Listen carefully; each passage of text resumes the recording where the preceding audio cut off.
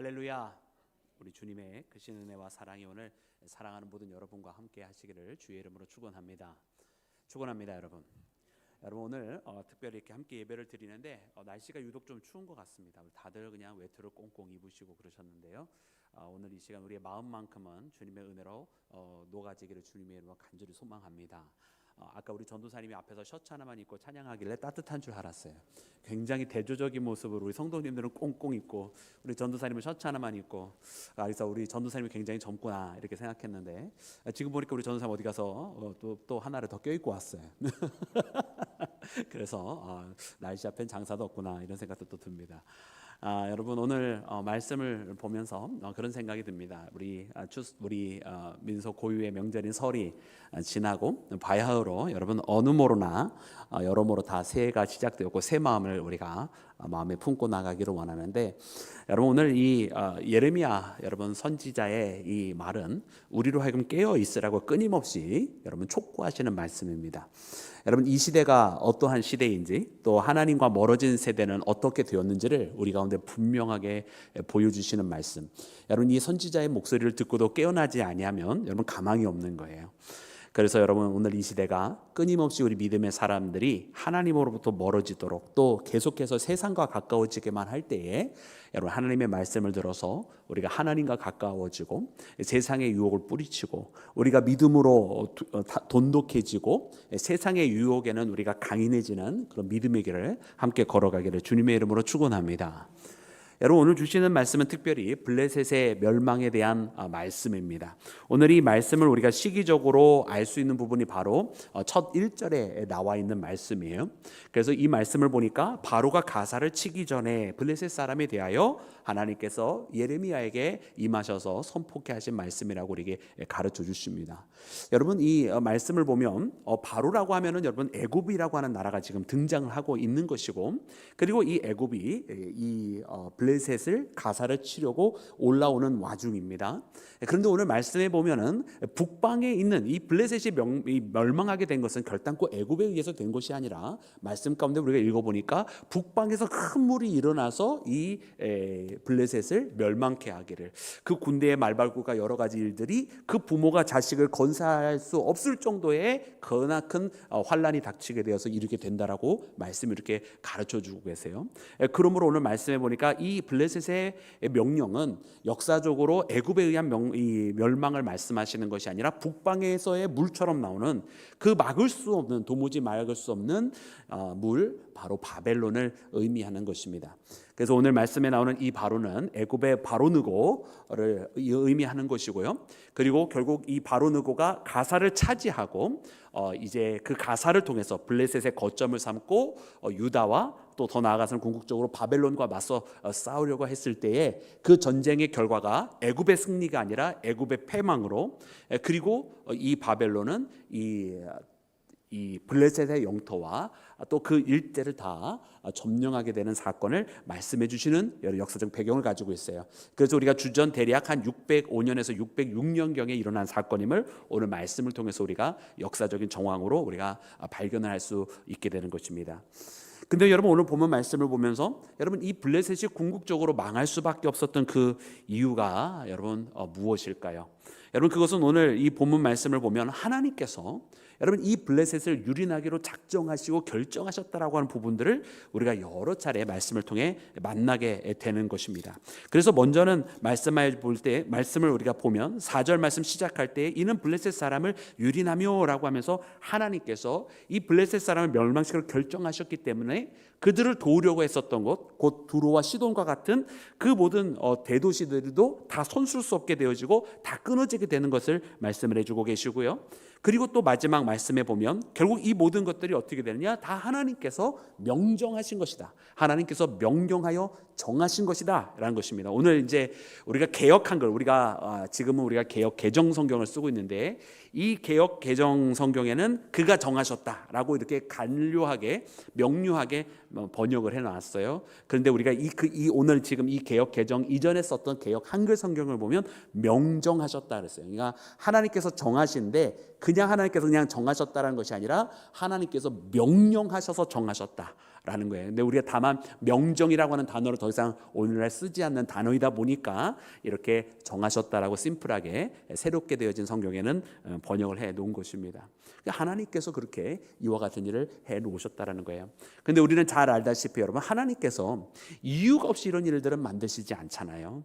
그럼 하나님께서 도대체 왜 이 블레셋이 멸망할 수밖에 없었는지에 대해서 우리가 물론 우리가 더 하나하나 세세하게 다 바라볼 수도 있지만, 오늘 이 본문 안에서만 먼저 그 이유를 찾아본다고 한다면, 여러분 이 블레셋의 운명을 보면 우리가 잘 알 수가 있습니다. 뭐 어떤 성경에서는 이 주해를 하면서 이 블레셋에 대한 이야기를 할 때에 블레셋이 다윗의 시대 이후로는 어떻게 되었는지를 기록을 해주고 있어요. 그래서 거기에 보면 다윗의 시대 때는 이 블레셋이 다윗에 의해서 멸망해서 이스라엘의 복속이 되었다가 이스라엘이 나중에 분열 왕국이 되었을 때, 남북으로 나눠지게 되었을 때에 다시 독립성을 갖게 되었다, 뭐 이렇게 표현을 해놓고 있어요. 그러니까 이 블레셋이라고 하는 것은 어떤 곳입니까? 우리가 잘 알다시피 블레셋은 이스라엘보다 철기를 먼저 가지고 있었던 곳입니다. 그래서 우리가 사울의 시대 때도 보면 정작 이스라엘은 아직 철병거를 갖지 못하고 철제 칼도 갖지 못하고 있었을 때에 블레셋은 그것을 이미 가지고 있었고, 사사기 시대 때도 보면 여러분 이 블레셋에 의해서 이스라엘 백성들이 고난을 당하고 있는 것을 봐요. 그래서 사사기 시대로부터 시작해서 사울의 시대까지만 해도 블레셋이 이 이스라엘보다 훨씬 더 강성하였다가, 여러분 다윗의 시대 때는 어떻게 됐다? 다윗에 의해서 블레셋이 망하게 되어서 여러분 흡수가 되는 상황을 보여줍니다. 그러나 같은 민족이 아니었기로 이 이스라엘 왕국이 남북으로 분열이 되었을 때 다시 독립성을 되찾아가는 여러분 그런 역사적인 정황들을 보게 됩니다. 그 이후에는 어떻게 됐느냐? 여러분 그 이후에는 어떻게 보면은 이제 이 성경의 메인 주인공으로 나오는 이스라엘 백성들에 대한 스토리가 아니다 보니까 우리가 많이 알 수는 없는데, 그 역사 기록들을 보면 그 후에 블레셋의 운명은 참 기구해요. 비록 이제 이스라엘로부터 나왔지만은 계속해서 쇠락한 여러분 그런 가운데 있었고, 아수르가 강성해져서 이제 북쪽에서 내려오게 되었을 때 여러분 이 블레셋이 어떻게 했겠습니까?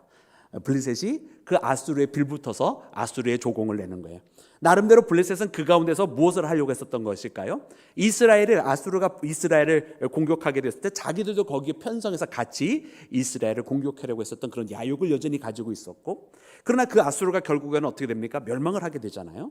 그 아수르가 멸망을 한다면 그 다음에 어떻게 되느냐?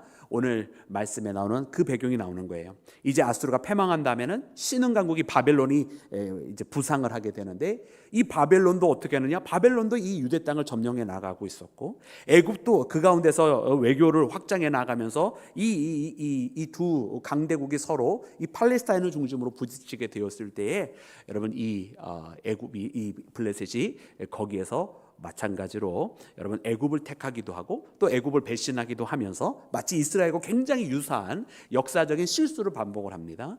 그러면서 여러분 그들이 결국에는 바벨론에 의해서 멸망을 당하게 되는 여러분 이 역사적 상황으로 나아가게 됩니다. 여러분 우리가 이것을 보면서 무엇을 깨닫느냐? 여러분 이 블레셋이 이스라엘과 똑같은 실수를 하게 된 데는 하나님께서 우리에게 무엇을 보여주시냐면 하나님을 신뢰하지 않는 자들이 하는 선택을 보여주시는 겁니다. 하나님을 신뢰하지 아니하는 자는 어떤 선택을 하는가? 세상에서 강국들을 놓고 거기에서 저울질하면서 조금이라도 자기들이 이권을 취할 수 있는 데 빌붙어 살아가면서 그렇게 거기에서 계산을 하며 살아가는 존재들을 보여주시는 거예요. 블레셋은 당연히 그렇게 했으니까 멸망을 당하는 것이고요. 여러분 이스라엘은 어떠했어야 했느냐? 하나님 알아는 이스라엘이라고 했다면 다른 결정을 했었어야 됐다는 것을 우리에게 알려주시는 겁니다.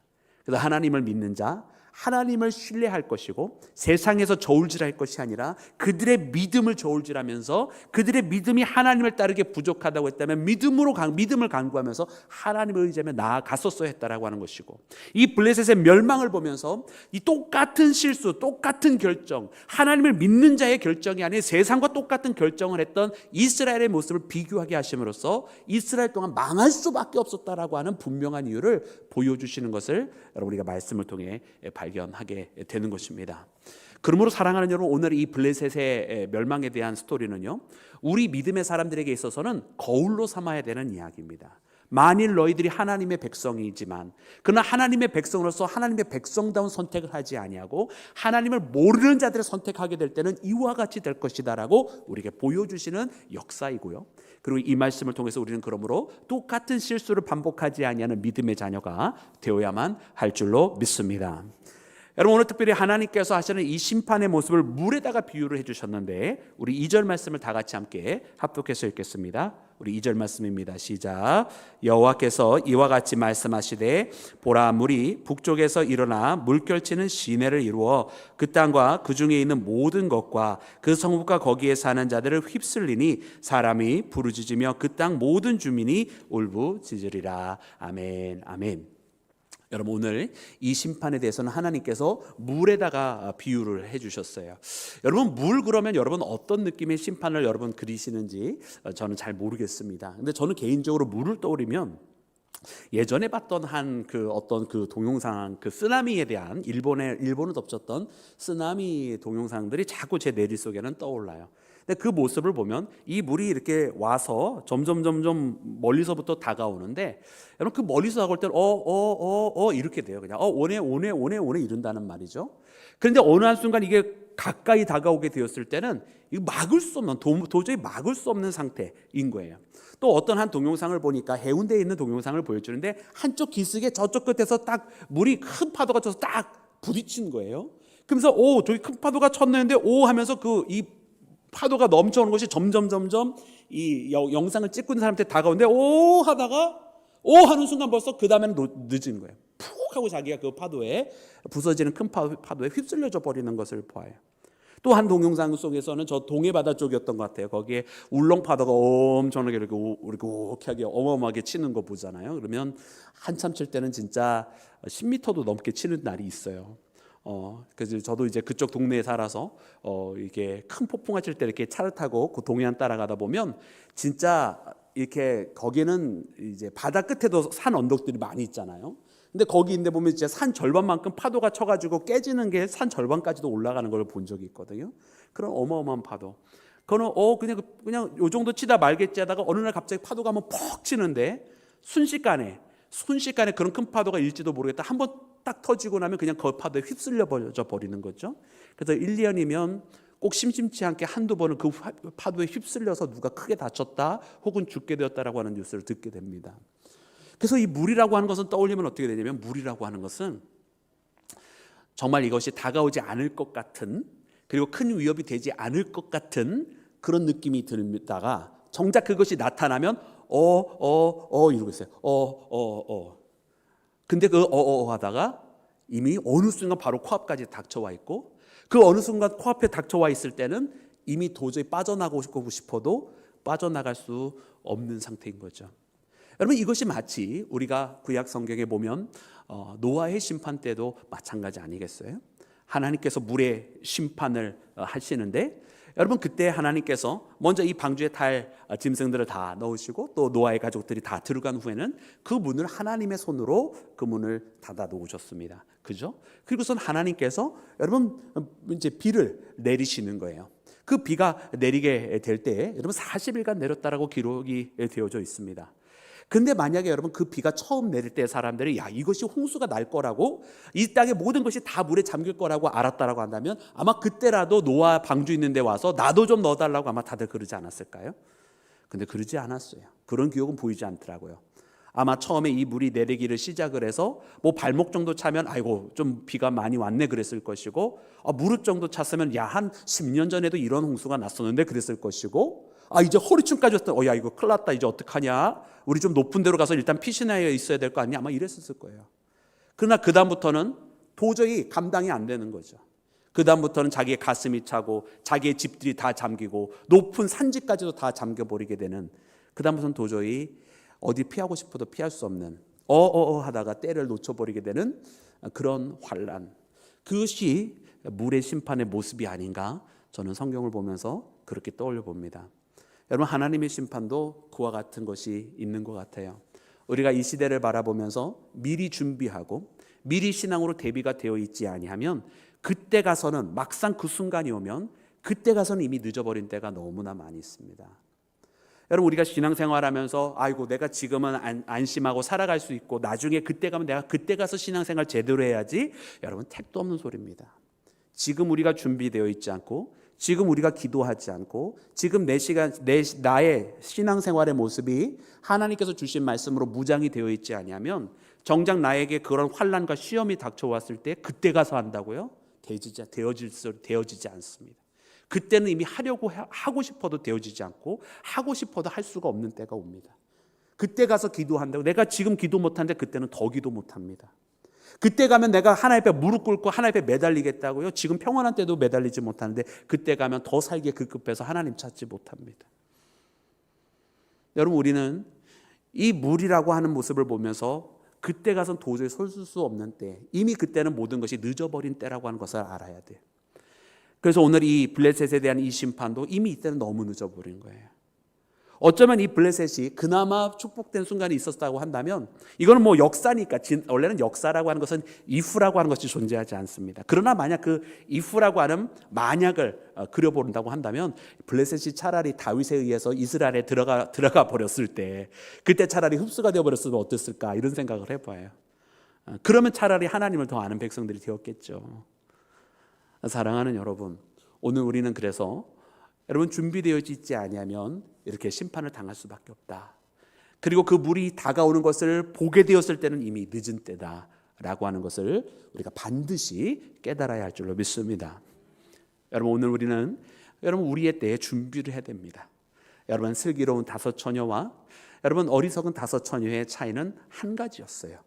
그들이 나중에 신랑이 돌아올 때 신랑이 왔다라고 하는 소리 다 들었어요. 어리석은 다섯 처녀는 못 들은 게 아니었다라는 말이에요. 그러나 여러분, 왜 이 슬기로운 다섯 처녀만이 그 잔치에, 혼인잔치에 참여할 수 있었던 것은 예비하였던 여분의 기름을 가지고 있었고, 그 준비되어져 있던 그 모습, 항상 이 신랑을 기다렸던 그 마음이 그들로 하여금 그들에게 찾아온, 마치 그때를 알리지 않고 찾아왔던 그 신랑을 준비하고 맞이할 수 있는 자가 되었기 때문에 여러분, 그 혼인잔치에 들어갈 수 있었다고 하는 사실을 깨달아야 할 줄로 믿습니다. 결국 차이는 어떻게 준비하고 있었느냐에 달려있더라는 거예요. 여러분, 오늘 이 시대를 살아가는 우리 믿음의 사람들은 여러분, 우리의 주님께서 말씀하신 이 때와 이 날들을 어떻게 준비하고 있습니까? 바라고 원하기는 우리가 깨어 있어서 물밀듯 다가오는 때가 여러분 얼마 남지 않았다라고 하는 것을 깨닫고 항상 준비하여 항상 신앙으로 예비되어 있는 믿음의 자녀가 되기를 주님의 이름으로 축원합니다. 사랑하는 여러분, 오늘 말씀 가운데 여러분 또 다른 엄청난 비유가 하나 또 나오는데요. 그것은 하나님께서 심판하시는 모습에 대한 비유입니다. 우리 그 말씀 함께 읽기를 원하는데, 우리 6절과 7절에 있는 말씀입니다. 우리 다 같이 합독합니다. 시작. 오라 여호와의 칼이여, 네가 언제까지 쉬지 않겠느냐? 내 칼집에 들어가서 가만히 쉴지어다. 여호와께서 이를 명령하셨은즉 어떻게 잠잠하며 쉬겠느냐? 아스글론과 해변을 치료하여 그가 정하셨느니라 하니라. 아멘. 아멘. 여러분, 오늘 이 6절과 7절 말씀은 잘 읽어야 됩니다.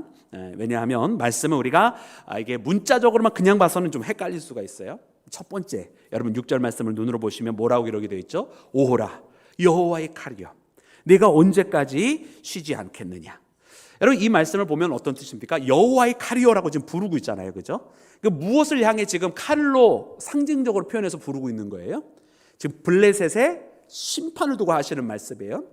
그래서 여호와의 칼은 하나님께서 지금 이 블레셋을 심판하고 계시는 그 모습을 들어서 여호와의 칼이라고 이렇게 뭐라고 부릅니까? 물건을 사람처럼 표현하는 거, 의인화해서 하나님께서 이 말씀이 우리에게 가르쳐 주시는 거예요. 여호와의 칼이요, 내가 언제까지 쉬지 않겠느냐? 내 칼집에 들어가서 가만히 쉴지어다. 여러분, 이것은 진짜 쉬라고 하는 명령이 아닙니다. 그래서 이걸 문자적으로 읽으면 안 된다라는 거예요. 왜냐하면 그 다음 말씀에 뭐라고 나와요? 여호와께서 이를 명령하셨은즉 어떻게 쉬겠느냐 이야기하잖아요. 그러니까 이건 쉴 수 있는 거예요, 아니에요? 쉴 수 있는 일이 아니라는 거예요. 그런데 지금 네가 언제까지 쉬지 않고 이런 일을 하겠느냐라고 말하는 건 무슨 뜻입니까? 제발 쉬었으면 좋겠다라고 하는 바람이겠죠, 그죠? 제발 쉬었으면 좋겠다고 하는 바람이고요. 그리고 내 칼집에 들어가 쉴지어다라고 말을 하고 있잖아요. 이거는 너가 쉬어야 된다라고 하는 당위성을 두고 한 말씀이 아니라 그 칼집에 제발 들어가서 칼이 나왔잖아요. 칼집에서 나왔다가 심판을 막 행하고 있는데 그게 끝도 없이 계속 심판해. 환난과 역경과 재앙과 기근과 죽음과 절망과 고통과, 그렇지, 주여라도 빨리 얘기해야 내가 그만할 거 아니에요. 그것이 계속 되니까 언제까지 이러는 거예요. 쉬워야 하지 않겠나? 이제 멈춰야 되지 않겠느냐고. 제발 그 칼에 들어가라고 이야기하는 건 뭐냐면 이 심판을 당하는 자들의 바램을 표현해 주고 있는 거예요. 이 심판이 끝이 없이 이 정도 되면 충분할 것 같고 이 정도 되면 이미 모든 것이 다 끝난 것 같은데 하나가 끝나도 또 다음에 나오고 그것이 끝나도 그 다음에 또 나오고 재앙이 끝났는데 또 다른 재앙이 나오고 질병이 지나가는데 또 다른 연병이 나오고 이러고 있다라는 거예요. 그 말씀을 표현을 해 주신 거예요. 그러나 사람들이 아무리 그렇게 바란다 할지라도 이것은 멈추지 아니한다라는 말씀이 바로 뒤이어서 7절 말씀에 나오는 거예요. 어떻게 잠잠하며 쉬겠느냐? 여러분 그 이유가 뭐죠? 그 이유는 이들을 치는 것, 아스글론이라고 하는 것은 바로 여러분 이 블레셋의 5 도성 중에 하나 아니에요? 아스글론, 아스돗, 가사, 가드, 에글론 전부 다 이 블레셋의 5 도성인데 이 아스글론을 치려고 한 것이 누가 정하신 뜻이다? 하나님께서. 그가 명정하신 것이기 때문에, 명령하여 정하신 것이기 때문에 하나님의 이 심판은 멈출 수 있다 아니다? 멈출 수 없다라는 거예요. 하나님의 심판은 사람들이 이제는 제발 그만했으면 좋겠다 싶을 정도로 너무나 간절히 바라지만 끝나지 아니하는 하나님의 심판이 계속 되어진다라고 하나님께서 여러분 이 예레미야 성경을 통해서 우리에게 가르쳐 주십니다. 사랑하는 여러분, 그래서 여러분 하나님의 어떤 분은 그런 이야기를 하세요. 하나님의 열심, 이런 이야기를 우리 이제 묵상을 하세요. 하나님의 열심이 있죠. 하나님은 여러분 쉬지 않고 일하시잖아요. 그러니까 우리를 사랑하시기를 쉬지 않고 일하시죠. 또 하나님께서 우리에게 구원 베풀어 주시기를 위한 하나님의 은혜와 하나님의 용서가 여러분 우리 가운데 멈추지 않고 일어나고 있는 줄로 믿습니다. 근데 여러분 우리가 분명히 알아야 되는 것이 있어요. 하나님께서 우리가 특별히 이 요한계시록에 있는 말씀들도 그렇고 어느 마지막 때가 되어서 그때 하나님께서 심판하시기로 작정하시고 그때부터 인을 하나씩 떼기를 시작하시고 나팔을 하나씩 불기 시작을 하시고 그 그릇에 있는 것을 엎으시면서 하나님께서 심판하실 때는 여러분 그 누구도 이것을 막을 수 있는 사람이 없습니다. 그것은 하나님께서 정하신 것이고 그때가 되면 반드시 그것이 일어날 것이에요. 그렇기 때문에 여러분 우리는 그때 가서 뭔가를 해보겠다라는 신앙 절대로 되어지지 아니할 거라는 거예요. 오늘 이 시대를 살아가는 우리도 마찬가지입니다. 나의 인생이 여러분 무한한 게 아니고 나의 인생이 유한하잖아요. 내게 주어진 시간과 내게 허락되어진 일들이 여러분 한정이 되어져 있다는 사실. 내 가운데 있는 기회도 하나님을 위해서 뛸 수 있는 시간도 여러분 정해져 있어요. 그 시간들이 다 지나가면 그 다음에는 하고 싶어도 할 수가 없습니다. 그러므로 사랑하는 여러분, 오늘 이 시간, 오늘 지금이라고 하는 이 시간에 우리가 잘 하나님 앞에 준비된 자 되기를 원합니다. 내가 주님 앞에 섬길 수 있을 때 섬기고 나의 믿음이 더 깊어질 수 있을 때 주님 앞에 기도함으로, 예배함으로, 또 헌신함으로, 또 주의 말씀을 전파함으로 여러분 깊어지는 그런 신앙의 길을 우리가 함께 걸어가기를 주의 이름으로 축원합니다. 여러분 이 하나님의 칼은 때가 되면 그 누구도 멈추지 못합니다.